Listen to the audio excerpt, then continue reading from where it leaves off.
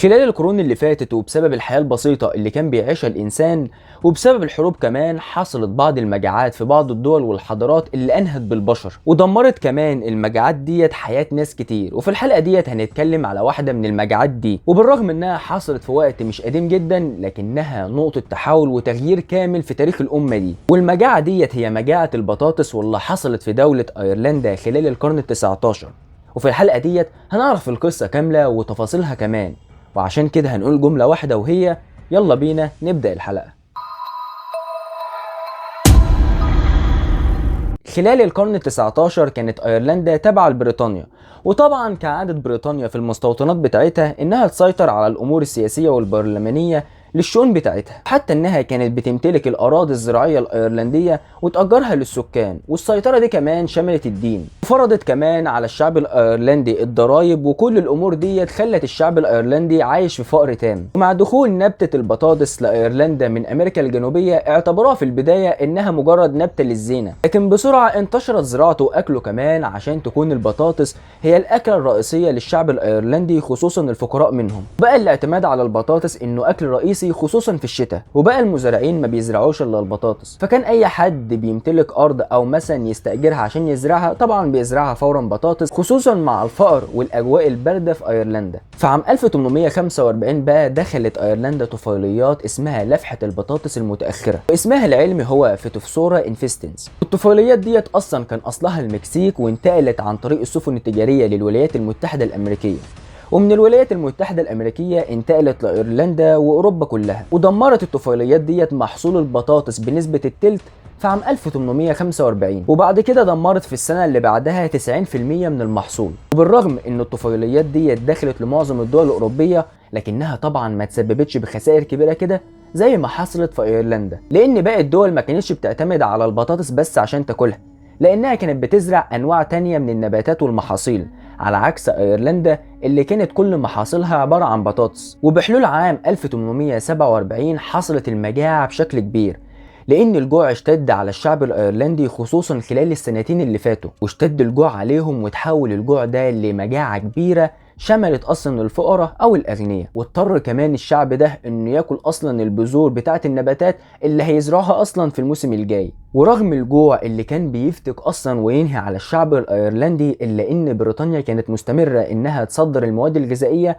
من ايرلندا لبريطانيا، لان طبعا قلنا ان ايرلندا كانت مستوطنه ليه، يعني من الاخر ما شفتش بجاح اكتر من كده. لدرجه ان خلال سنوات المجاعه ديت ابحرت اكتر من 4000 سفينه محملة بالمواد الغذائية من ايرلندا لبريطانيا، واتجهت السفن ديت من موانئ ايرلندا لموانئ بريطانيا وخصوصا بريستول ولندن وليفربول. وكمان السفن ديت كانت مليانة بالمواد الغذائية زي العسل والزبدة واللحمة كمان، وكمان كان فيها حيوانات زي الماشية والارانب. وده بيعني ان بريطانيا اصلا استمرت انها تستنزف ثروات ايرلندا رغم المجاعة اللي بتحصل للشعب. وكمان بريطانيا استمرت ووصلت انها تفرض الضرائب وتاخد الايجار من الشعب اصلا اللي بيموت. وفي الاخر طبعا بيقول لك حقوق الانسان، الله المستعان. بس وبقى الموت منتشر في كل مكان، والجثث اصلا مش بتتوقف انها تظهر، وكمان الناس بدت انها تاكل اي حاجه موجوده قدامها. ومن كتر الناس اللي بتموت بقى من الصعب اصلا انهم يسجلوا اعداد الوفيات من كترهم، وحتى التوابيت ما بقتش اصلا مكفيه لكل الجثث دي،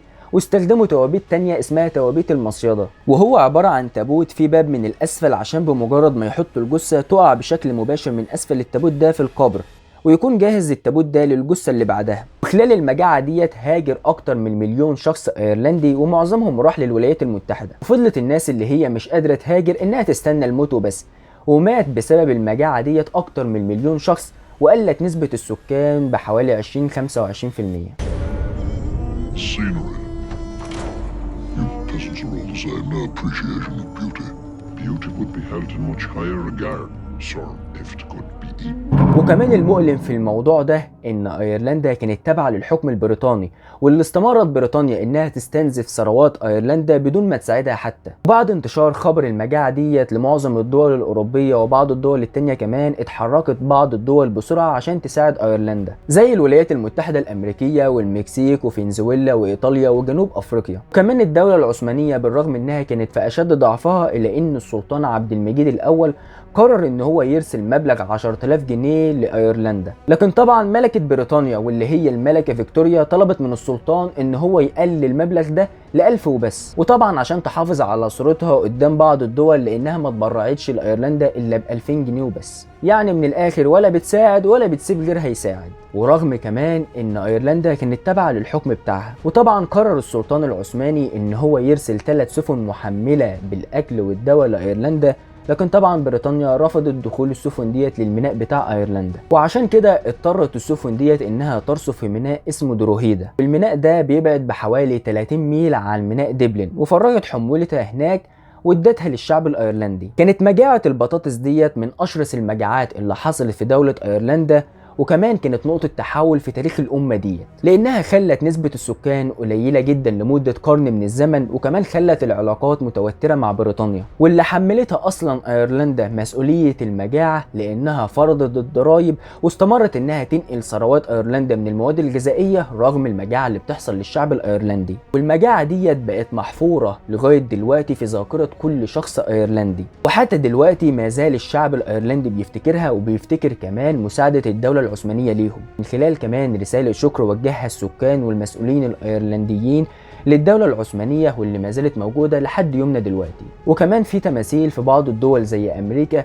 واللي بتمثل معاناة الشعب الأيرلندي خلال المجاعة، والتماثيل ديت بتفكر البشر كلهم بالمأساة والمجاعة اللي حصلت للشعب الأيرلندي. وكمان في تماثيل تانية بتعبر عن هروب وفرار الشعب الأيرلندي لدول تانية هروبا من المجاعة. وكمان الناس دلوقتي متعرفش قيمة الأكل المتوفر ليهم لأنه موجود بكمية كبيرة، لكن لو قرأوا شوية في الأزمات والمجاعات اللي حصلت في الماضي هيعرفوا قيمة الأكل ده كويس، لكن مش هيقولوا مثلا إن ده جوسي وإن ده مش حلو مثلا، لكن هياكلوا كل اللي متوفر ليهم من نعم الله عز وجل. وبكده يكون الفيديو بتاعنا انتهى. أتمنى إن الفيديو يكون عجبكم، وان احنا نتعلم ان احنا نقول الحمد لله على نعم الله عز وجل. ومتنساش لو عجبك الفيديو انك تعمل لايك للفيديو واشتراك بالقناة وفعل جرس التنبيهات عشان يوصلك حلقاتنا اول باول.